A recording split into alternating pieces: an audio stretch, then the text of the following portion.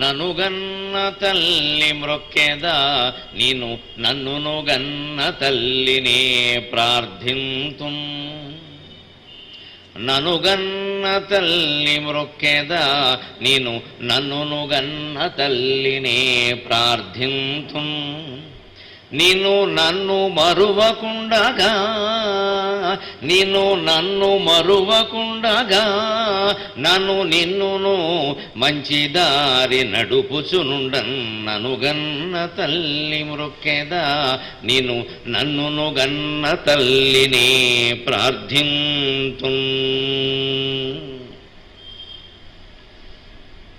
పొద్దుటూరు ఆర్యవైశ్య మహాసభ వారు వాసవి కన్యకా పరమేశ్వరి ఆలయంలో అమ్మవారి శాలలో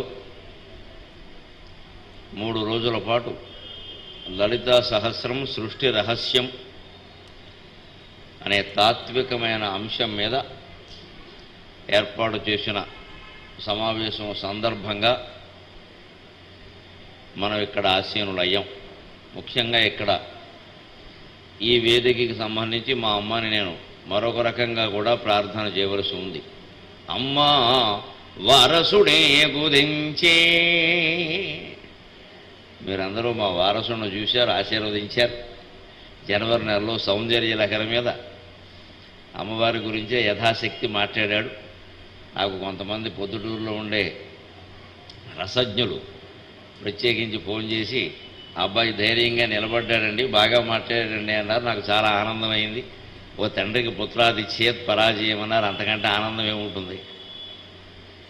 అంచేత మీ అందరి ఆశీర్వచనం పొందగలిగినందుకు మీ అందరికీ హృదయపూర్వకంగా నమస్కారం చేస్తున్నాను. అమ్మా వారసుడే గుదించి కవితా వ్యాఖ్యానము చేసి. అమ్మా వారసుడే గుదించి కవితా వ్యాఖ్యానము చేసి. పద్యము గద్యము హాస్యము సరసము ధైర్యముగా చెప్పే. పద్యము గద్యము హాస్యము సరసము ధైర్యముగా చెప్పి. తథ్యమ్మౌ బుద్ధినొసంగి తథ్యమ్మౌ బుద్ధినొసంగి మన్మని మనోధమంబునన్ నిలిచి. అమ్మా తథ్యమ్మౌ బుద్ధినొసంగి మన్మని మనోధమంబునన్ నిలిచి. దివ్యమ్మౌ దీవెనలిచ్చి బ్రోచితివి తల్లి. అమ్మా వారసుడే గుదించి కవితా వ్యాఖ్యానము చేసి. పద్యము గద్యము హాస్యము సరసము ధైర్యంబుగా చెప్పి. తథ్యమ్మౌ బుద్ధినొసంగి మన్మని మనోధమంబునన్ నిలిచి. దివ్యమ్మౌ దీవెనలిచ్చి బ్రోచితివి నాకాయాసముల్లేవికన్.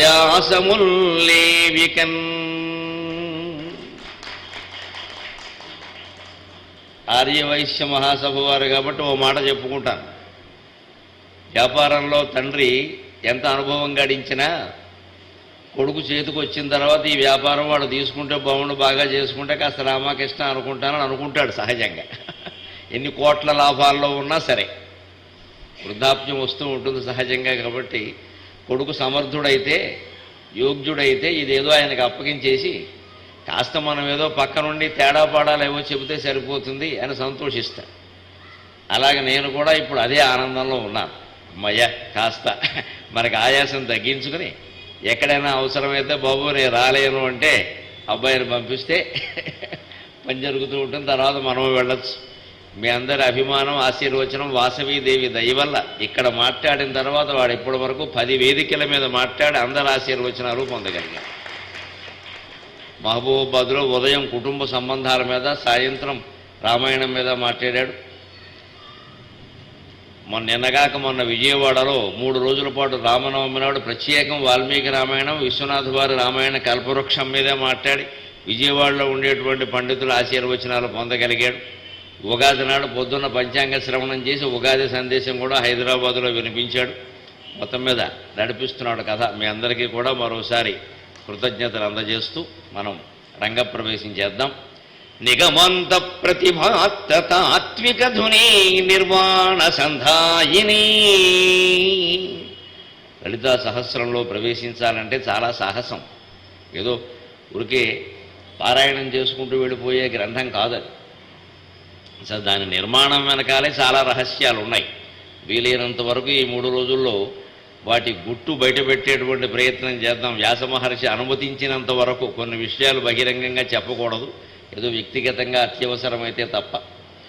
బహిరంగంగా చెప్పడానికి ఇబ్బంది లేనంత వరకు హాయిగా తాత్వికంగా జీవితానికి ఉపయోగపడేటువంటి విషయాలన్నీ చెప్పుకుందాం. మంత్రశాస్త్ర సంబంధమైనటువంటి రహస్యాలు కూడా అవసరమైనంత వరకు, ఇబ్బంది లేనంత వరకు చెబుతాం, అభ్యంతరం ఏం లేదు. కానీ అది అమ్మవారి అనుగ్రహం వల్ల జరగాలి తప్ప ఏదో మన శక్తితో అయ్యేటువంటి పని కాదు. అందుకని ఆవిడ్ని ప్రార్థన చేద్దాం అందరం కూడా. నిగమాంత ప్రతిభాత్తాత్వికధుని నిర్వాణ సంధాయిని జగదజ్ఞాన తమోపకార తరణి జ్ఞానప్రభాధారిణి.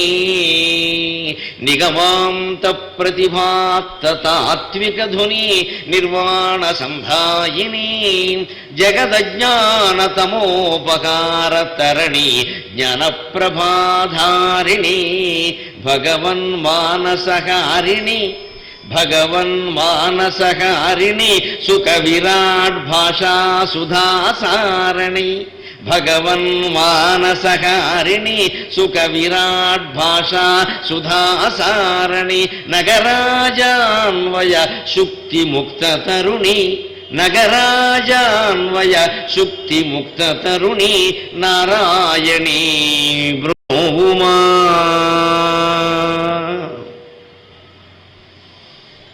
నగరాజాన్వయ శుక్తి ముక్త తరుణి నారాయణీ బ్రోవుమా అంటున్నాను చాలా వినయపూర్వకంగా, భక్తిపూర్వకంగా అమ్మవారితో.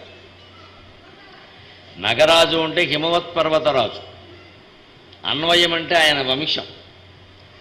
నగరాజు యొక్క అన్వయం అనేది శుక్తి అయితే, ఒక ముత్యపు చిప్ప అయితే, అందులో ముక్త తరుణి ముత్యంలాగా పుట్టింది అమ్మవారి. మనమందరం కూడా మన కుటుంబాలకి, మన వంశాలకి ముత్యాలు లాంటి వాళ్ళం కావాలి. మన వల్ల కుటుంబానికి కాస్త మంచి పేరు వస్తే మంచిది, కనీసం చెడ్డ పేరు రావద్దు. మంచి పేరు రాకపోయినా పర్వాలేదు, కలియుగంలో అంతకంటే కోరికలు ఏముండవు. మంచి పేరు తేకపోయినా పర్వాలేదు, చెడ్డ పేరు తేకుండా ఉంటే చాలు. మంచి పేరు తెస్తే మంచిది, ఎంత తెస్తే అంత మంచిది. ఆవిడ పుట్టిన తరువాత కాళిదాసు కుమార సంభవంలో వర్ణిస్తాడు. ఆ సమయంలో 12 ఏళ్లుగా పండని నేలలన్నీ పండేయట. హిమోత్పర్వత ప్రాంతాలలో 12 ఏళ్లుగా క్షామం వల్ల పండని నేలలన్నీ పండేయట.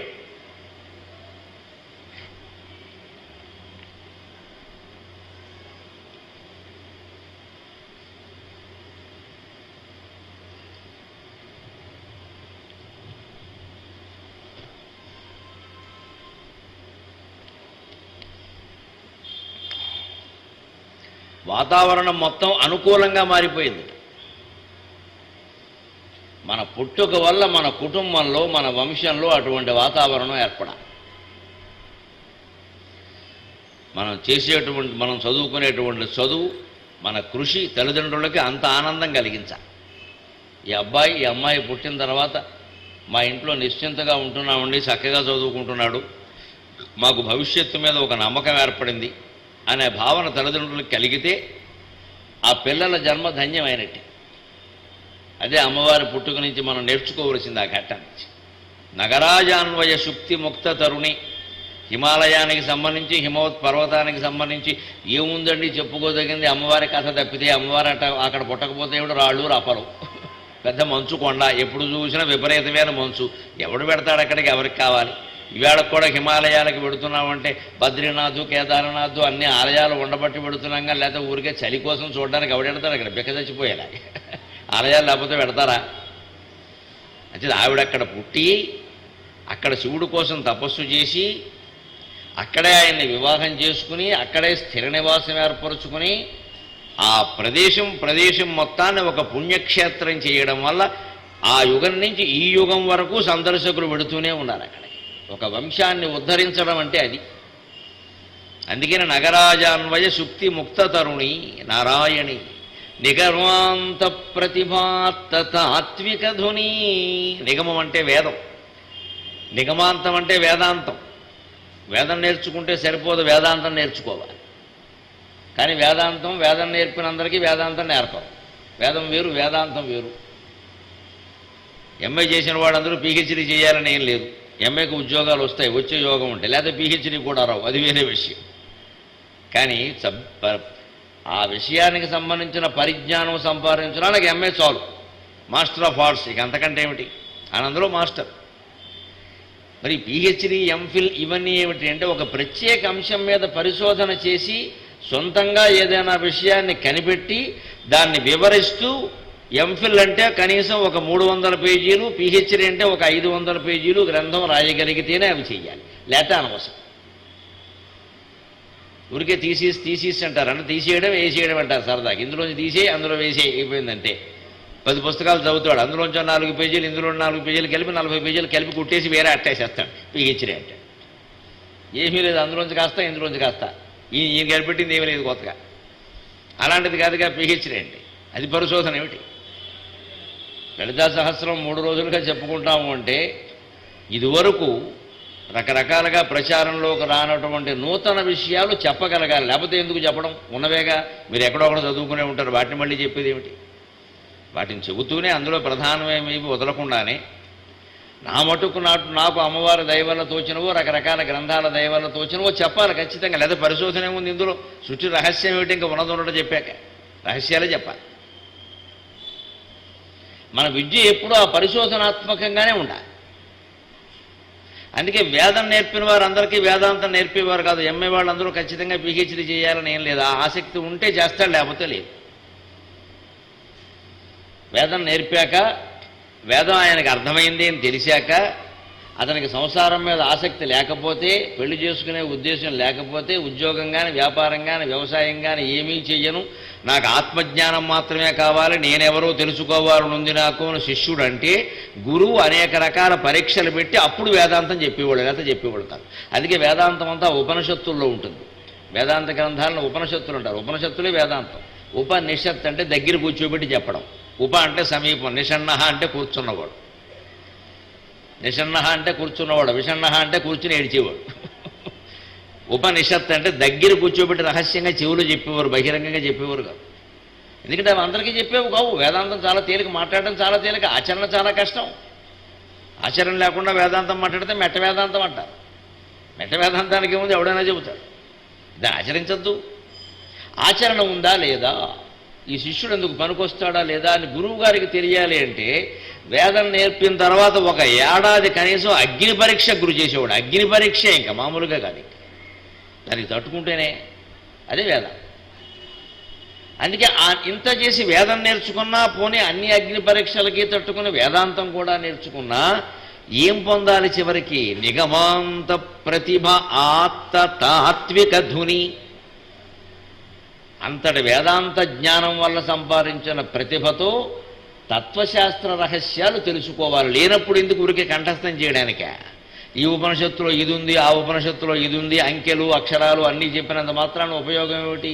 మనం ఏమీ అన్వయించుకోనప్పుడు ఈ చెప్పేవాడు వినేవాడు కూడా వాళ్ళ జీవితాల్లో సమస్యల్ని పరిష్కరించుకోవడానికి ఈ తత్వజ్ఞానాన్ని వినియోగించుకోవాలి. లేనప్పుడు ఎందుకు ఇది? ఊరికే తెలుసును వీరు బాగా చెప్పారండి, అంతకంటే ఇంకొకరు బాగా చెప్పారండి, దానికేమిటి?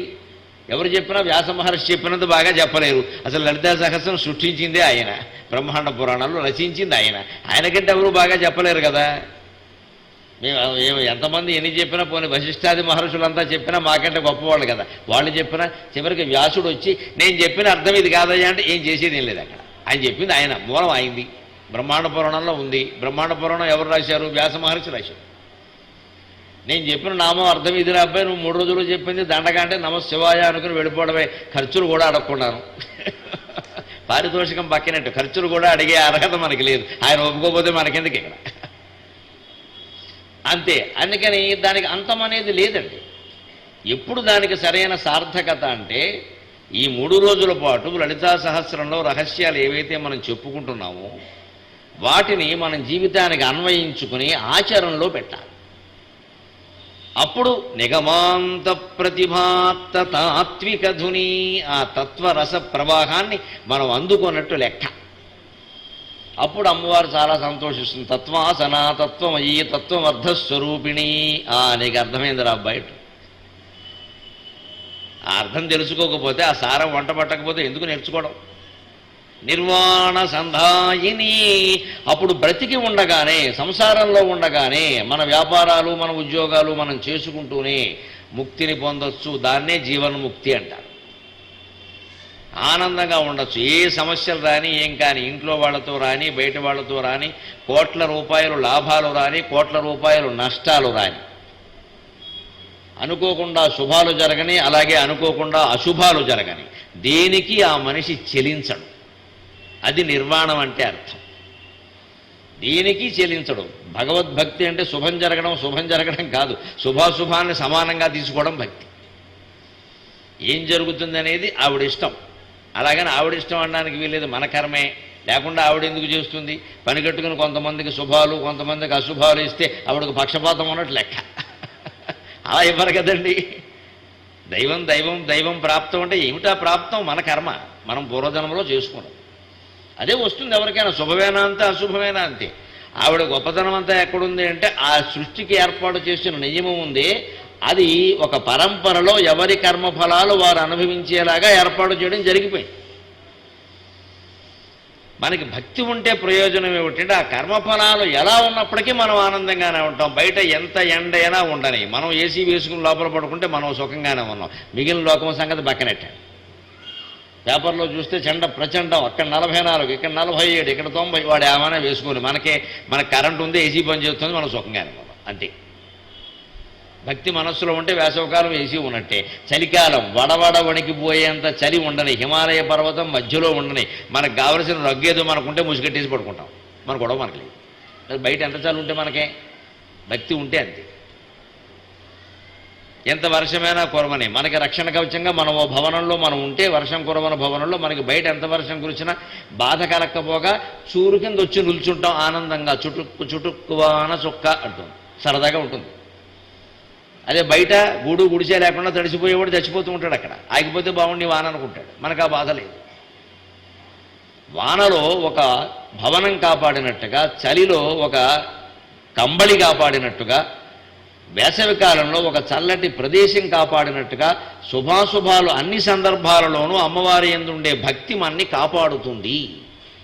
అంతేగాని అవి లేకుండా చెయ్యదు. అటువంటి పొరపాటు పడద్దు, వస్తూనే ఉంటాయి. అవి ఆగిపోతాయి, మొత్తం ఏమీ రావు అనుకోవద్దు, వస్తాయి. మనకి తెలియవంతే. మనకు తెలియనప్పుడు ఏదొస్తే మనకే, మన అనుభవానికి రానప్పుడు, మన అనుభూతిలో లేనప్పుడు, మనం పొందుతున్నామనే బాధ కానీ సౌఖ్యం కానీ ఏది మనకి తెలియనప్పుడు, ఏదొస్తే మనకే, ఏది పోతే మనకి. భక్తి ఆ రకంగా మనని కాపాడుతుంది. అది నిర్వాణము. ఆ నిర్వాణాన్ని మనం పొందాలి అంటే అర్థం పూర్తిగా తెలుసుకోవాలి, దాన్ని అన్వయం చేసుకోవాలి, ఆచరణలో పెట్టాలి. జగదజ్ఞాన తమోపకారతరణి జ్ఞానప్రభాధారిణి. జగత్తులో ఉండేటువంటి అజ్ఞానం అనే తమస్సు అంటే చీకటి. అజ్ఞానము చీకటి రెండు ఒకటే. చీకటిలో ఉన్నప్పుడు మనకి ఏది ఏమిటో తెలియదు. దీపం పెట్టే వరకు తడువుకుంటూ ఉంటాం. ఆ తడువుకోవడంలో ఏ కిటికీలోంచో పొరపాటున పాము పాకితే అది తాడు అనుకుని పట్టుకుంటాం. పట్టుకున్నాక తెలుస్తుంది. నున్నగా ఉంటే ఎవరో చూసుకుని లైట్ వేసాక పాము అంటే అప్పుడు వస్తుంది గుండెపోటు, అంతవరకు రాదు. చీకట్లో పామును పట్టుకున్నా గుండెపోటు రాదండి. ఎందుకంటే తాడనే భావనలో ఉన్నాం మనం. లైట్ వేసాక అది పామని తెలిసాక అప్పుడు వస్తుంది. అప్పుడు ఇదివరకు అది పామేగా. ఇదే రజ్జుసర్పభ్రాంతి అంటారు శంకరాచార్య వేదాంతాల్లో. అంతకుముందు అది పామే, ఇప్పుడు అది పామే. చీకట్లో మనం తాడు అనుకోవడం వల్ల అది మన ఏమీ చెయ్యలేదు. లైట్ వేసాకో లేదా కరిచాకో అది పామని తెలిసాక అప్పుడు వచ్చింది గుండెపోటు. ఇలాగ పామును తాడు అనుకుని భావం అంటే తాడును పాము కూడా అనుకోవచ్చు, దానికే ఉంది. ఇదే అజ్ఞానం. ఒక వస్తువును మరొక వస్తువుగా భ్రమపడ్డమే అజ్ఞానం. ఈ ప్రపంచం అశాశ్వతం, అనిత్యం. ఏ మనిషి శాశ్వతం కాదు, ఏ బంధము శాశ్వతం కాదు, ఏ స్థితి శాశ్వతం కాదు, ఏ భావము శాశ్వతం కాదు. అన్నింటి మారిపోతున్నాయి. మనం చూస్తున్నాము, అన్నీ మారిపోతున్నాయి. వేసవకాలం వర్షకాలం మారినట్టే చెట్లకి వసంత ఋతువులో ఒకలాగా గ్రీష్మ ఋతువులో ఒకలాగా పరిస్థితి ఉన్నట్టే చెట్లు వికసించడం, పుష్పించడం, ఫలించడం, ఎండిపోవడం, ఓడైపోవడం, మళ్ళీ చిగురించడం అన్నీ ఉన్నాయిగా. మన జీవితాల్లో కూడా మన శరీరంలో మార్పులు వచ్చినట్టే దేహినోస్మిన్ యథా దేహే కౌమారం యవ్వనం జర, అలాగే తథా దేహాంతర ప్రాప్తి. దేహం మారినట్టే, చెట్లు మారినట్టే, సూర్యకాంతిలో మార్పు వచ్చినట్టే, పగలు సూర్యోదయం, రాత్రి సూర్యాస్తమయం అయిపోయినట్టే, రాత్రి చిమ్మ చీకటి వచ్చినట్టు అన్నీ మారుతున్నాయి. ఈ జగత్ ఇలా మారిపోతూ ఉంటుంది. కాబట్టి ఇందులో దేన్ని మనం నమ్మద్దు, దేని మీద మనం ఆధారపడద్దు అనడమే అజ్ఞానం, అనడమే జ్ఞానం. దేన్ని మనం నమ్మద్దు, దేని మీద మనం ఆధారపడద్దు, అది జ్ఞానం. లేదు అంతా ఇదే కానీ మా ఆవిడికి నాకు చాలా ప్రేమ, ఇలా చాలామంది అన్నారు. లైలా మజ్నుడు అన్నారు, అనరక్కలే అన్నారు. మీ ఇద్దరు ఏం గొప్ప కాదు ఇక్కడ. అసలు మా అబ్బాయి ఉన్నాడే బంగారు కొండ, నా పంచప్రాణాలు వాడి మీదే ఉంటే వాడి వీడి ప్రాణం తీసేస్తాడు, అనుమానం ఏమీ లేదు. ఇంత ప్రేమించడంలోనే దోషం ఉంది. అసలు ఆ పంచప్రాణాలు వాడి మీదే ఉన్నాయి. ఇంటర్మీడియట్ రిజల్ట్స్ వచ్చిన తర్వాత పిల్లల కంటే ఎక్కువగా గుండెపోటు తల్లులకు వచ్చింది. నమశివాయ. 927 మార్కులు వచ్చాయని ఓ తల్లి పిల్లాడిని కొట్టిందిట. 927 అంటే ఎంతమ్మా? 92.7. నాకు ఎప్పుడు రాలేదా మార్కులు ఇంతవరకు నా జీవితంలో. 92 మా బతుకులకు 72 ఎక్కువ. ఎందుకంటే మార్కులు మేము తెచ్చుకునేవాళ్ళం, వాళ్ళు వేసేవాళ్ళు కాదు. ఇప్పుడు వేసేస్తున్నారు. వీళ్ళు తెచ్చుకోవట్లా, వేసేస్తున్నారు. అప్పుడు మేము తెచ్చుకున్నాం. తెచ్చుకుంటే రావు, వేసేస్తే వస్తాయి. బావిలోంచి నీరు తోడుకోవాలంటే చాలా కష్టం. 4 బకెట్లు తోడేసరికి చేతులు లేకపోతే వానకేముందండి, ఎంత వాన కురిస్తే అంత వాన కురుస్తుంది. వాన కురుస్తూనే ఉంటుంది, దానికి లెక్కే ఉంది. అదే బావిలోంచి నీళ్ళు తోడుకోమంటే ఎక్కడొక్కడ ఆపేస్తాం, చేతులు లాగుతున్నాయి, చాలే అమ్మ ఏం తోడుతామని. అదే వాన కురిస్తే నువ్వు అమ్మన ఆగదు. అది వీళ్ళు మార్కులు పోసేస్తున్నారు. కాన్వెంట్ స్కూల్లో కూడా శుభ్రంగా మాస్టర్లు బాగా ఏం నేర్చుకున్నారు అంటే వాళ్ళు మేనేజ్మెంట్ వాళ్ళు వాళ్ళకి చెప్పేస్తున్నారు ఉపాధ్యాయులకి, పేరెంట్స్ వస్తే మార్కులే అడుగుతారు, ఇంకేమీ అడగరు, కాబట్టి శుభ్రంగా వేసేయండి. 25కి వీలైతే 26 కూడా వేసేయండి, ఇంక మళ్ళీ అడగద్దు. ఎందుకంటే వచ్చే మార్కులు కూడా ముందే వేసామని చెప్పి ఇంకా మనం అడగం హాయిగా. అయ్యో మా వాడికి 25 ఒకటో 25 ఏమిటో 25 వాడికి నిజంగా రాలేదు. ఎందుకని తల్లిదండ్రులకు ఏది కావాలో అది ఇచ్చేసాము. మార్కులేగా మీకు కావాల్సిన తెలివితేటలు అక్కర్లేదు. కాబట్టి వచ్చేస్తున్నాయి, బాగా విపరీతంగా వచ్చేస్తున్నాయి. తీరా వాళ్ళు ఇంజనీరింగ్లో చేరాక, ఉద్యోగాల్లో చేరాక మొత్తం తెప్పుంది వెళ్ళిపోతున్నారు చేపల్లాగా, ఎండిపోయిన చెరువులో చేపల్లాగా. ఏం తెలివితేటలు లేవు. సండే మండే రాయడం చేత కాదు. సండే అంటే SONDAY అనే రాసే ఇంటర్మీడియట్ విద్యార్థికి ఇంటర్మీడియట్లో 87% వచ్చింది. నేను ప్రత్యక్ష సాక్ష్యం, ఎవరో చెప్పను కానీ. సండే రాయమంటే SONDAY రాశాడు. వాడికి 87% వచ్చింది ఇంటర్మీడియట్లో రెసిడెన్షియల్ కాలేజీలు. అలా ఉన్నాయి మన కాలేజీలు. ఏమనుకోవాలా? ఇదే మరి అజ్ఞానం అంటే. వీళ్ళని పట్టుకుని మనం వేలాడుతూ మా అబ్బాయి, మా అమ్మాయి, మా ఆవిడ, మా ఆయన, అబ్బోకు మాకున్న ఆస్తిపాస్తులు ఎవరికీ లేవు, మాకు అన్ని వస్తాయి, ఇన్ని వస్తాయి, ఎన్నో వస్తాయమ్మా, అన్నిటికంటే ముందు గుండెపోటు వస్తుంది, మన్నాడు పోతాం. ఎన్ని వస్తే మనకే, తర్వాత ఏం వస్తే మనకే, ఎవరు తీసుకుంటారు? ఇదే అజ్ఞానం అంటే. ఈ అజ్ఞానం నుంచి బయటపడాలి. జగత్తు అలాగే ఉంటుంది, నిత్యం మారిపోతుంది. ఏది మనతో రాదు. మనం ఉన్నంతకాలం కూడా మనం అనుభవించగలమని ఇది ఏమీ లేదు ఇక్కడ. ఇది తెలుసుంటే జ్ఞానం, తెలియకపోతే అజ్ఞానం.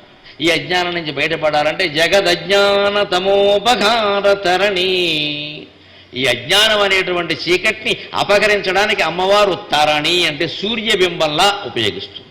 తరణి అంటే సూర్యుడు. జ్ఞానప్రభాధారిణి లలితా సహస్రం రూపంలో ఒక వెలుగుని మనకు అందిస్తుంది ఆవిడ. జ్ఞానం అనేటువంటి కాంతి, ఆ జ్ఞానం అనే వెలుగును ధరించి మనకు అందిస్తోంది ఆవిడ. భగవన్ మానసకారిణి. ఈ అజ్ఞానంలో మేము ఎందుకు పడిపోయామమ్మా అంటే ఆవిడ సమాధానం చెబుతోంది, నువ్వేం పడలేదురా, నేనే ఏదో ఆట కోసం పడేలా చేసా, కంగారు పడకు. భగవన్ మానసకారిణి. మా ఆయన ఉన్నాడు, ఆయన పేరు సదాశివుడు. ఆయన అలా వెనకాల పడుకుంటాడు, రిటైర్ అయిపోయిన హెడ్ మాస్టర్ లాగా సోఫాలో. భార్య చేతికి తాళాలు ఇచ్చేస్తాడు, నువ్వు చూసుకోవే, నాకేం అక్కర్లేదని. ఆ పెన్షన్ కూడా ఆవిడకి ఇచ్చేస్తాడు గొడవ లేకుండాను. ఆయనకు చుట్టలు కాల్చుకుందుకు రోజుకో 10 రూపాయలు ఇస్తే చాలు, ఇంకేం అక్కర్లేదు ఆయనకి. అలా రిటైర్ అయిపోయినటువంటి మాస్టర్ భార్య చేతికి తాళాలు ఇచ్చేసి సుఖంగా పడుకున్నట్టుగానే సృష్టి మొత్తాన్ని చూసేటువంటి సర్వసాక్షిగా చూసేటువంటి పరమేశ్వరుడు ఉన్నాడే, ఆయన హాయిగా సోఫాలో పడుకుంటాడు. వీళ్ళ లలితాదేవి బొమ్మ చూసుకోండి, ఆయన ఒడిలో ఈవిడ కూర్చుని ఉంటుంది. శివ కామేశ్వరాంకస్థ శివ స్వాధీన వల్లభ అంటూ. శివుడు కామేశ్వరుడు ఆయన యొక్క అంకస్థ ఒడిలో కూర్చుని ఉంటుంది. స్వాధీన వల్లభ ఆవిడ స్వాధీనంలో ఉంటాడు. అక్కడ ఆడపెత్తనమే, మనం కంగారు పడ్డం ఎందుకు? ఆడపెత్తనమే మంచిది. సృష్టి అంతా ఆడపెత్తనమే. మన రాష్ట్రం గురించి ఆలోచించగల, దీని పేరే ఏపీ. ఏపీ అంటే ఆడపెత్తనం, గొడవలేదు. మగపెత్తనం ఉండే సమస్య లేదు. మగపెత్తనం కావాలంటే ఎంపీ వెళ్ళాలి, అక్కడ ఉంటుంది.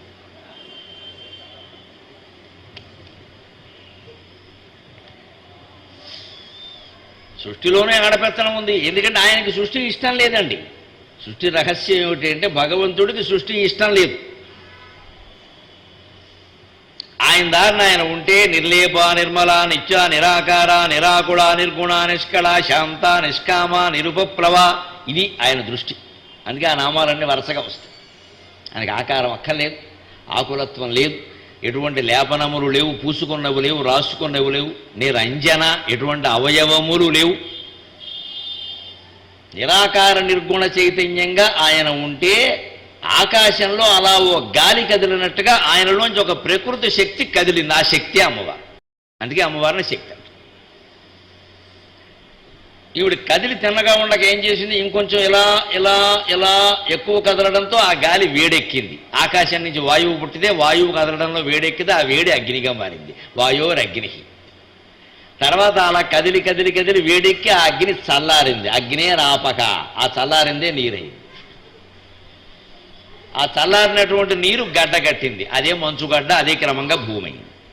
తస్మాద్వాయ తస్మాదాత్మన ఆకాశ సంభూత ఆకాశాద్వాయు వాయోరగ్ని అగ్నేరాపక అభ్య పృథివీ పృథివ్యామోషధయ ఓషధీభ్యో అన్నం అన్నాత్ పురుష సవాయేష పురుషో అన్నరసమయక అనే ఉపనిషత్తులో సృష్టిక్రమం చెప్తారు. ఆకాశం నిర్లేపం, నిర్మలం, నిత్యం, నిరాకారం. ఆకాశానికి ఆకారం లేదండి. ఆకాశాన్ని ఫోటో తీయండి ఎవరైనా, ఎన్ని సెల్ఫీలైనా తీయండి, దూరంగా నుంచిన ఫోటో తీయండి, ఏం తీస్తారు? మబ్బులు పడతాయి, చుక్కలు పడతాయి, పక్షులు పడతాయి, అన్నీ పడతాయి. ఆకాశం అనేదాన్ని మీరు చూపించలేరు, అందులో లేదండి. అలాగని లేదని అనగలమా? ఆ ఫోటో తీసిన వాడిని పలకరించి దేన్ని తీసామంటే ఆకాశాన్ని తీశారంటున్నాడు. ఎక్కడుంది ఆకాశం? ఆకాశం గగనం శూన్యం. అది పరమేశ్వర స్వరూపం. దాన్ని మీరు సదాశివుడు అనండి, విష్ణువు అనండి, బ్రహ్మ అనండి, ఏమనండి, అది అంతే. దానికి రూపం లేదు. ఆ రూపం లేనటువంటిది మొట్టమొదటి ధరించిన రూపమే అదిగో మన ఎదురుగా కనపడుతున్న శివలింగం. లింగాకారం ధరించింది. లింగాకారానికి రూపం లేదు. మనకు అర్చక స్వాములు కొంతమందికి సరదా పుట్టి ఈ మధ్యన శ్రీకృష్ణుడికి అమ్మవారికి అలంకారం చేసినప్పుడు మేం చేయకపోతే ఎలాగాని అభిషేకం చేయడంతో పాటుగా శుభ్రంగా విభూతి పామేసి ఇటో కన్ను మధ్యలో నామం అన్నీ పెడితే ఇదంతా వీరి యొక్క సరదా తప్పితే శివుడికి అవన్నీ ఉండవు. శివలింగానికి అవేం పెట్టకూడదు, అది పద్ధతి కాదు. ఆయన ఉద్దేశమే ఆ లింగాకారంలో ఉండడం. మళ్ళీ ఆయనకి కళ్ళు ముక్కులు అన్నీ పెట్టి ఆధార్ కార్డు అన్నీ పెట్టాక ఇంకెందుకు లింగాకారం?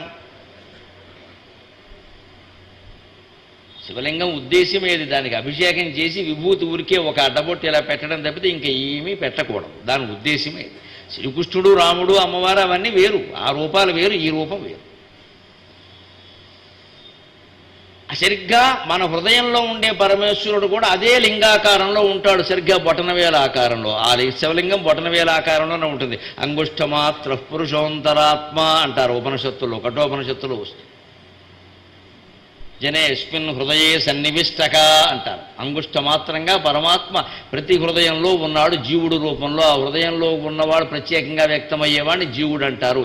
ఈ జీవులందరినీ కలిపితే సమిష్టి జీవుడినే దేవుడు అంటారు. అంతకంటే మనం అందరం కలిపితే దేవుడు.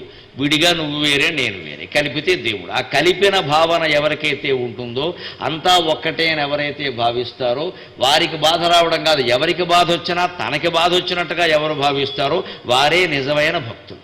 భక్తి అంటే అది పరసేవ, పరోపకారం. ఇంతమంది ఒక్కటే, ఇంతమంది కాదు, బయట ప్రపంచం కూడా. ఆ మాటకు వస్తే అఖిలాండ కోటి బ్రహ్మాండాలు. ఆ బ్రహ్మ కీట జనని వర్ణాశ్రమ విధాయని. బ్రహ్మదేవుడు మొదలుకొని చిన్న పురుగు వరకు మొత్తం ఒకటే స్వరూపం. అంచేత కొడుకుకి కాలికి దెబ్బ తగిలితే ఎటువంటి బాధ కలుగుతుందో, ఇంటి ముందు కుక్క కాలికి దెబ్బ తగిలినా అటువంటి బాధ ఎవరికి కలుగుతుందో వారు మహాజ్ఞాని, మహాయోగి కింద లెక్క. అది కూడా మన ఇంటి ముందు తిరుగుతోంది, ఏదో ఇంత పడేస్తున్నాం తింటుంది, దాని కాలు విరిగింది, విలిగితే ఏమైనా చేయిద్దాం, కనీసం ఊరికే ఓసారి ఇలా రాద్దాం, అయ్యో అందాం కనీసం. అంతేగాని అనకపోగా అథ కుక్క పూర్వజన్మలో పాపం చేసుకుని పుట్టింది, అది పాపం చేసుకుని పుట్ల, నీ ఇంటి ముందు పుట్టింది, నువ్వే పాపం చేసుకున్నావు. అది పాపం చేసుకుని పుట్టిందని మనకు ఎలా తెలుసండి? చాలా తేలిగ్గా వ్యాఖ్యానాలు చేసేస్తారు అందరూ. పాపం అయితే కుక్కై పుడతారా? పుణ్యాలు చేసుకుని కుక్కలై పుట్టేవాళ్ళు కూడా ఉన్నారు. దత్తాత్రేయ స్వామి చుట్టూ 4 కుక్కలు ఉంటాయి. ఏ పాపం చేసుకున్నాయండి అవన్నీ? 4 వేదాలు అవి. కుక్క అన్నంత మాత్రాన పాపం చేసుకుంది అనకూడదు. అలాగా మానవ జన్మ ఒకటే పవిత్రం, ఆ మిగిలినవి పవిత్రం కాదా? మనకి తెలుసా? కుక్కకి నోరు ఉంటే దాని ముందు మైకెడితే మనుషులందరూ పాపాత్మను స్పష్టంగా చెబుతుంది. జ్ఞానం ఉన్నవాడు కుక్కై పుడతాడు, మిగిలిన వాళ్ళు అజ్ఞానులే మనుషులై పుడతారు, అంతే తేడా. మనుషులకు మాట్లాడే శక్తి ఉంది, గ్రంథాలు రాసే శక్తి ఉంది, కాబట్టి ఇతర జీవులను అవమానిస్తూ వ్యాఖ్యానాలు చేశారు. అంతేగాని మానవ జన్మే ఉత్తమమని, మిగిలిన జన్మలు తక్కువని మాట్లాడే అధికారం మనకి లేదండి. ఏ జన్మ గొప్పదనం ఆ జన్మకు. ఆ మాటకు వస్తే పక్షులకి, కొన్ని రకాల పురుగులకి ఉండే శక్తులు మనకి లేవు అసలు. ఈగ ఎంత తేలిగ్గా తీసి పారేస్తామండి ఈగ. దానికి మహత్తరమైన శక్తి ఇచ్చాడు భగవంతుడు. ఇలా ఉండి తల తిప్పకుండా వెనకాల ఏం జరుగుతుందో చూస్తుందండి. అది తల తిప్పకుండా, ఈ కన్ను లోపల గుడ్డు ఉందే వెనక్కి తిప్పేస్తుంది, వెనకాల ఏం జరుగుతుందో చూస్తుంది. అది వెనకాల వచ్చే ప్రమాదం నుంచి ఎగిరిపోతుంది. మనకు ఉందండి అది. మరి ఈగ మనకంటే ఏ రకంగా తక్కువ? కాకి 2 కళ్ళు ఉన్నా సరే ఒకటే గుడ్డు, ఇటు తిప్పుతుంది. మనకి 2 కళ్ళు ఉన్నా సరే ఇంకో 2 కళ్ళు వచ్చాయి, కళ్ళజోడు. కాకి కంటే మనం తక్కువ. కాకి కళ్ళజోడు పెట్టుకోదు, పైగా 2 కళ్ళు ఉన్న ఒక కంటితోనే చూస్తుంది, ఏకాక్షి. దానికి 2 కళ్ళతోనూ చూడడానికి ఒక కంటి పాప సరిపోయింది. మనకి 2 కళ్ళు ఉన్నాయి, 2 కంటి పాపలు ఉన్నాయి, ఇంకో 2 సంటి పాపలు కూడా వచ్చాయి కంటి పాపలు పక్కన ఇక్కడ. మళ్ళీ దీనికి 3 నెలలకు ఒకసారి అద్దాలు మార్చడం కూడా వచ్చింది. ఏ రకంగా కాకి కంటే మనం గొప్ప? ఇవన్నీ మనకు నోరుంది కాబట్టి, మనకు తెలివితేటలు ఉన్నాయి కాబట్టి మనం వ్యాఖ్యానం చేసేస్తున్నాం అంతే. అమ్మవారి దగ్గర ఇవన్నీ కుదరవు. ఆ కాకి కూడా నేనే రా అంటుంది. ఏ జీవిని మనం తక్కువ చేయడానికి మనం ఇంక జీవులను తక్కువ చేయడమే తప్పు అంటే, మనుషుల్ని మళ్ళీ కులాల పేరు మీద వేరు చేయడం, తక్కువ చేయడం, ఇంతకంటే మహాపాపం ఇంకోటి లేదు. అటువంటి వాళ్ళు లలితా సహస్రం ఎండగా అనవసరం. అది అంతా సమం అంతే. అంతా సమభావన ఉంటేనే జ్ఞానం, సమభావన లేదంటే అజ్ఞానం. ఈ సృష్టి ఎందుకు ఏర్పడింది ఇలా విషమంగా అంటే, సమంగా ఉన్న భగవంతుడి నుంచి విషమం ఎందుకు ఏర్పడింది అంటే, ఒక సరదా, ఒక దర్శకుడు ఒక నాటకం రాయాలి, కవి ఒక నాటకం రాయాలి అనుకున్నప్పుడు అందులో మంచి పాత్రలు ఉంటాయి, చెడ్డ పాత్రలు ఉంటాయి, మగ పాత్రలు ఉంటాయి, ఆడపాత్రలు ఉంటాయి, అనేక రకాల ఘట్టాలు కల్పిస్తాడు ఒక సినిమా తీసే దర్శకుడు కూడా, నాటకం రాసిన రచయిత ఎవరైనా. ఎందుకు? ఒక ఆనందం కోసం. 500 కోట్లు ఖర్చు పెట్టి బాహుబలి 1 తీశారు, బాహుబలి 2 తీశారు. ఆనందం ఎవరికి? వారికి. క్షౌరం ఎవరికి? మనకి. ఇంత చేసి సాధించింది ఏమిటి? ఏదో పెద్ద బిల్డింగులు చూపించారు, కోటలు చూపించారు, బల్లాలు చూపించారు, యుద్ధాలు చేశారు. ఏమి చేశారంటే ఏమీ లేదు. 3 సంవత్సరాల ప్రభాస్కి వృధా అయింది నటనంతా. అక్కడ కూర్చున్నాడు వీళ్ళు అక్కడ దీనికోసం. ఇదంతా వృధాను మనం అంటామండి. ఆయనంటే నా కెరీర్లో నేను మర్చిపోలేనిది ఇదే అంటాడు. అది ఆయన భావన అండి, తప్పెలా పడతామండి దాన్ని. ఆయన నటుడు. ఆ దృష్టితో చూస్తే అంతే. మన దృష్టితో చూస్తే మనకది చాలా చిన్న విషయంలాగే ఉంటుంది.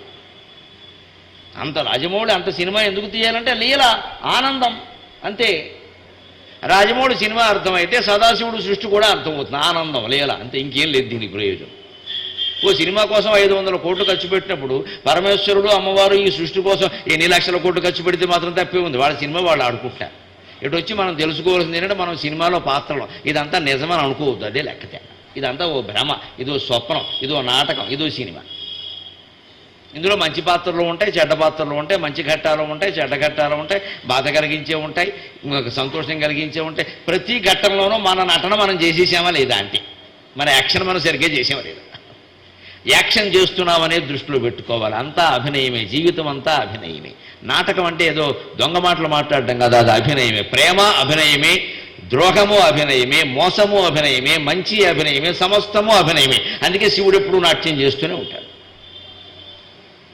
అపూర్వమైన నాట్యాన్ని శివుడు చేయడంలో ఉద్దేశం ఇది. ఎందుకు దీన్ని నిజం అనుకుంటున్నారు? ఏం లేదు ఇందులో. జటాకటాక సంభ్రమ భ్రమన్నిలింప నిర్జరి విలోల వీచి వల్లరి విరాజమాన మూర్ధని ధగద్ధగద్ధగజ్వలల్లలాట పట్టభావకి కిశోర చంద్రశేఖరి అతి ప్రతిక్షణం మమ జటాటవీగలజ్జల ప్రవాహ పావిత స్థలే గళేవలం జలంబితాంభుజంగతుంగమాలికాం డమడ్డమడ్డమడ్డమన్నినాదవడ్డమద్వజం చకార చండ తాండవం తనోతు న శివ శివం ప్రఫుల్ల నీల పంకజ ప్రపంచకాలిమ ప్రభ వలం వికంఠకందలి రుచి ప్రబద్ధ కంధరం స్మరచ్ఛిదం పురచ్ఛిదం భవచ్ఛిదం మఖచ్ఛిదం గజచ్ఛిదంధకచ్ఛిదం తమంతకచ్ఛిదం భజే అకర్వ సర్వమంగళ అకలా కదంబ మంజరి రస ప్రవాహమాధురి విజృంభణా మధువ్రతం స్మరాంతకం పురాంతకం భవాంతకం మఖాంతకం గజాంతకం ధకాంతకం తమంతకాంతకం భజే జయత్వద భ్రవిభ్రమ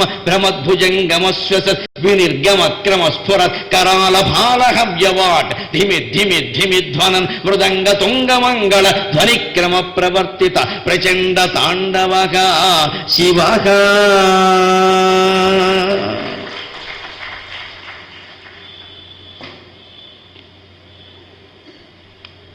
నాట్యంగా ఆయనకి తెలుసును కాబట్టి, నాట్యం చేస్తున్నాడు కాబట్టి ఆయన ఆనందంగా ఉన్నాడబ్బా.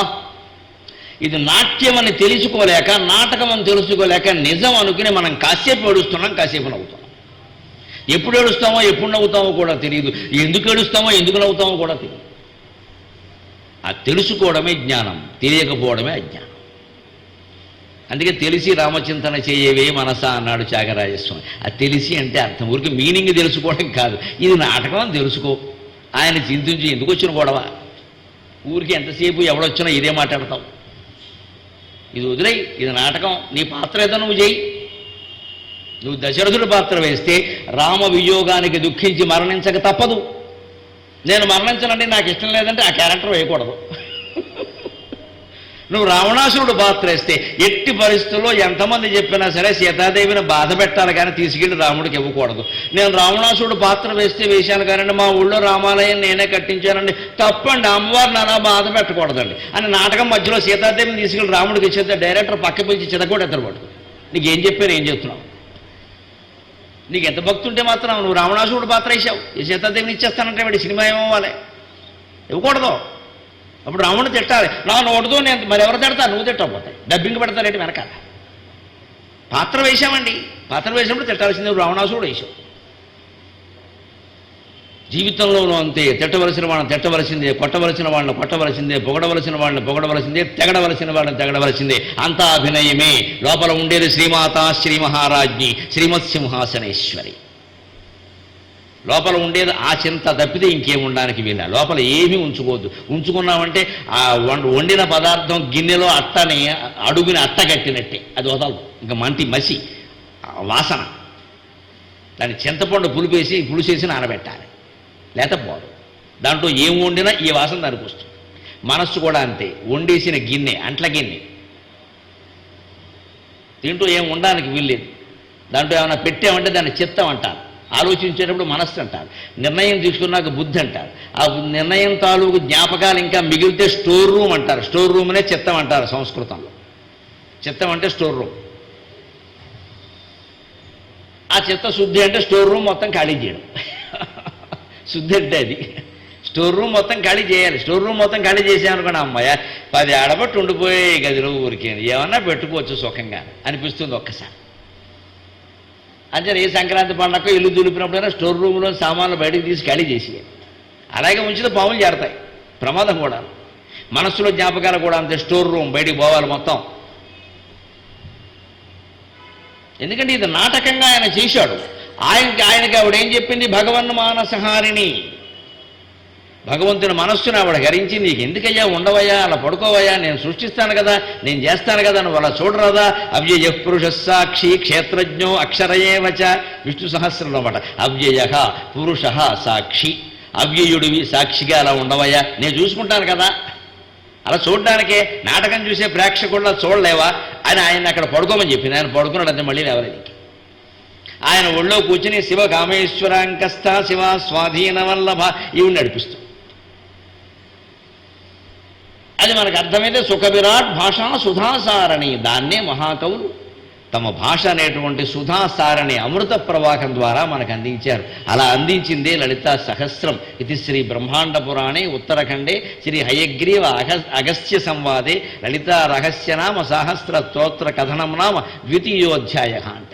బ్రహ్మాండ పురాణంలో ఉత్తరాఖండంలో 2వ అధ్యాయంలో ఉంటుంది. బ్రహ్మాండ పురాణం రచించిన మహానుభావుడు వేదవ్యాసుడు.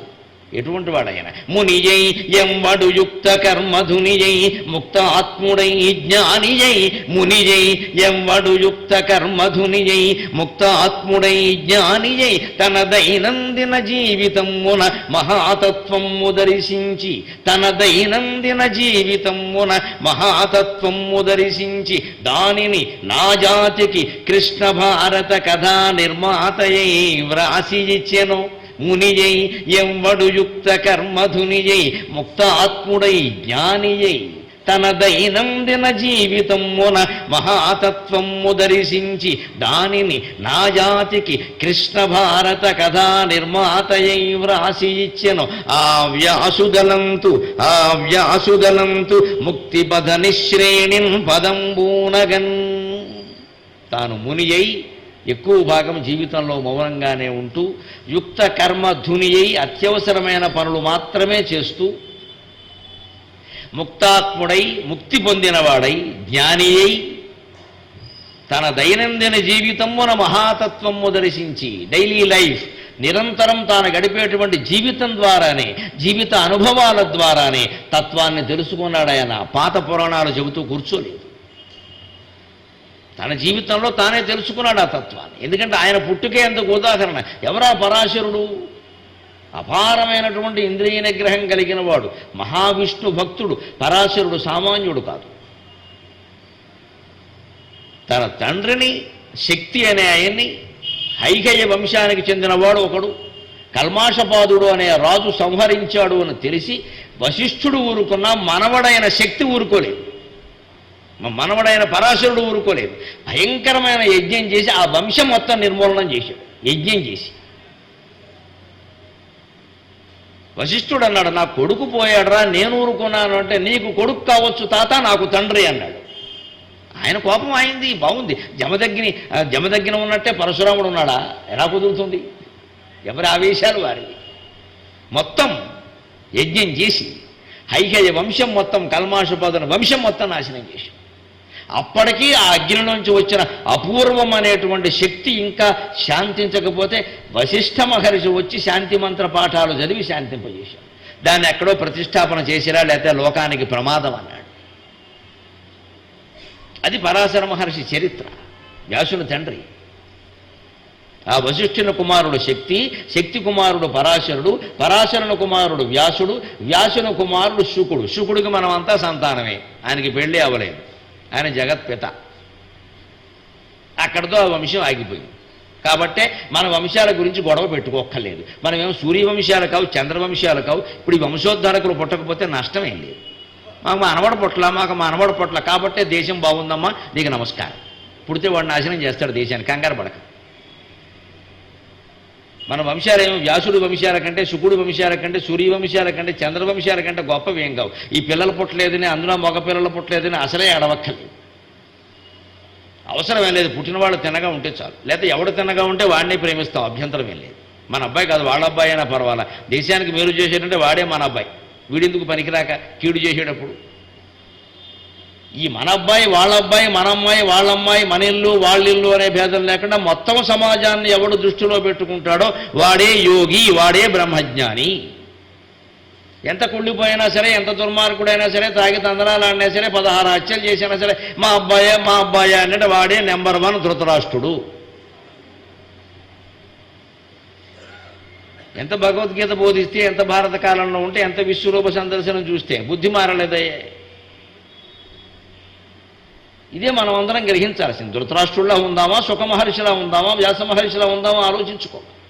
అందుకే ఆయన అంతటి దుఃఖాన్ని వస్తే ఆ పరాశరుని కుమారుడు, అటువంటి పరాశరుడు పల్లెపడుచు పడవ నడుపుతుంటే వ్యామోహానికి గురవడం పెట్టండి, ఎక్కడైనా ఉందా? అటువంటి వాడు గురవుతారా? అది అమ్మవారి సంకల్పం. ఎందుకంటే వ్యాసుడు లాంటి వాడు పుట్టాలి అంటే ఆయన తేజస్సుకు పుట్టాలి. ఆయన మనస్సులో ఓ చాపల్యం కలకపోతే ఎలా పుడతాడు? సాధ్యం కాదు. అందుకని అమ్మవారు మహామాయ, మహాసత్వ, మహావీర్య, మహాబల. ఆవిడ మాయ ముందు, ఆవిడ సత్వం ముందు ఎవ్వరూ నిలబడలేరు. వ్యాసుడు లేదు, పరాశరుడు లేదు, బ్రహ్మదేవుడు నిలబడు. ఆ మహామాయ ప్రయోగించి పరాశరుణ్ణి ఆ పల్లెపడుచుని చూసి వ్యామోహంలో పడేలా చేసింది. లేకపోతే చేపలు పట్టుకునే వాళ్ళ అమ్మాయి, పడవ నడుపుకునే వాళ్ళ అమ్మాయిని చూసి ఈయనేదో మోహంలో పడిపోవడం ఏంటంటే, కనీసం ఆ అమ్మాయి పోని ఓ మేకప్ వేసుకుని టీవీ యాంకర్ లాగానే లేదు. మామూలుగా ఎలా ఉంటుందో అలాగే ఉంది, ఏ వేషంలో ఉంటుందో అలాగే ఉంది, ఎలా ఉందో అలాగే వాళ్ళ వృత్తి ప్రకారం, వాళ్ళ ధర్మం ప్రకారం వాళ్ళు ఉన్నారు. ఈయన వ్యామోహంలో పడిపోయేంత విషయం ఏముండదు అక్కడ. ఎందుకు పడిపోయాడు? అది మహామాయ, మహాసత్వ, మహావీర్య, మహాబల. ఆ మహామాయ ముందు ఎవడో నిలబడ్డంతే. ఇంకా ఎందుకు పడేలా చేసింది? వ్యాసుడనే వాడు పుట్టాలి, బ్రహ్మాండాది మహాపురాణాలన్నీ రాయాలి, లలితా సహస్రం లోకానికి అందించాలి. అటువంటి వాడు పుట్టాలి అంటే ఆయన తేజస్సుకు పుట్టాలి. ఇది ఊరికే ఆసుపత్రిలో ఆధార్ కార్డు మీద పుట్టే రకం కాదు ఇది. అలాంటి వాళ్ళు ఎవరు ఇవి రాయలేరు. ఆయన తేజస్సుకు పుట్టాలంటే ఆయన మనస్సులో ఓ చాపల్యం కలగాలి, మరి తప్పదు. అందుకే మళ్ళీ జీవితంలో ఎప్పుడు ఎవరిని చూసి వ్యామోహంలో పడలేదు ఆయన. మరి అది ఏమైంది? ఆయన నిగ్రహం ఏమిటో మనకు అర్థం కావట్లా, తెలిసిపోతుంది.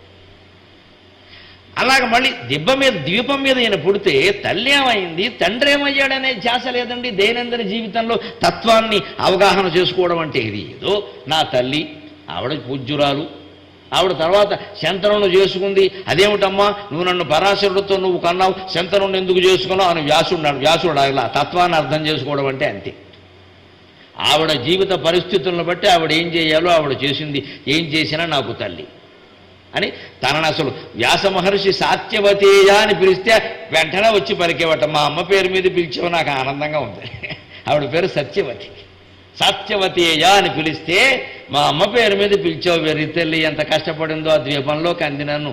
తర్వాత నానాయాతన పడింది, ఆ మహారాజుని చేసుకుంది, ఏమీ సుఖం లేదు, సౌఖ్యం లేదు, పుట్టిన పిల్లలంతా చచ్చిపోయారు అన్యాయంగా, మా అమ్మ అంటే నాకు చాలా జాలి అన్నాడండి. ఏం తప్పు చేశామని అనలేదండి ఆయన. అదే తత్వాన్ని గ్రహించడం. వాళ్ళ కర్మ ఏదో వాళ్ళు అనుభవిస్తారు. పిల్లలంటే అలాగా విషయాన్ని అనకూడదు. తల్లిదండ్రులు తప్పు చేసినా పిల్లలు అనకూడదు అనే హక్కు లేదు. వాళ్ళు ఏదైనా దోషం ఉంటే వాళ్ళు అనుభవిస్తారు అంతే. అంతేగాని మీరు ఇలా చేశారు కాబట్టి మేము ఇలా ఉన్నాం అన్నమాట పిల్లల నోట రాకూడదు. ఆ వయస్సుకి ఆ పద్ధతికి అది ధర్మం కాదు. వాళ్ళ కర్మ కొద్దీ వాళ్ళు ఏదో చేస్తారు, దాన్ని వాళ్ళే అనుభవిస్తారు, అనవసరం. ఇలాగ జీవితంలో ప్రతి ఘట్టంలోనూ కూడా ఆ తత్వాన్ని అన్వయం చేసుకున్నాడు. దాన్ని మళ్ళీ కృష్ణ భారత కథ రూపంలోనూ, కృష్ణ కథ అంటే భాగవతం రూపంలో మనకు అందించాడు. అటువంటి వ్యాసునికి నమస్కారం చేస్తే తప్ప ముక్తి పొందడానికి నిచ్చెన మెట్లులో మొదటి మెట్టు కూడా మనం ఎక్కలే. ఆయన బ్రహ్మాండ పురాణంలో ఉత్తరఖండంలో హయగ్రీవ మహర్షికి అగస్త్య మహర్షికి జరిగిన సంవాదం రూపంలో లలితా సహస్రాన్ని మనకి వినిపించాం. హయగ్రీవుడు సాక్షాత్తు విష్ణుమూర్తి యొక్క అవతారం. హయస్వరూపాన్ని జ్ఞానానికి ప్రత్యేకగా భావిస్తారు. విష్ణుమూర్తి ఎప్పుడు ఎవరికి ఏ బోధ చేసినా హయగ్రీవ రూపం ధరించి బోధ చేస్తారు. శివుడు ఎవరికి జ్ఞానోపదేశం చేసినా, బ్రహ్మ విద్య ఉపదేశం చేసినా దక్షిణామూర్తి రూపంలో ఉపదేశిస్తాడు. అమ్మవారు ఎవరికి జ్ఞానోపదేశం చేసినా సరస్వతీదేవి రూపంలో ఉపదేశం చేస్తుంది.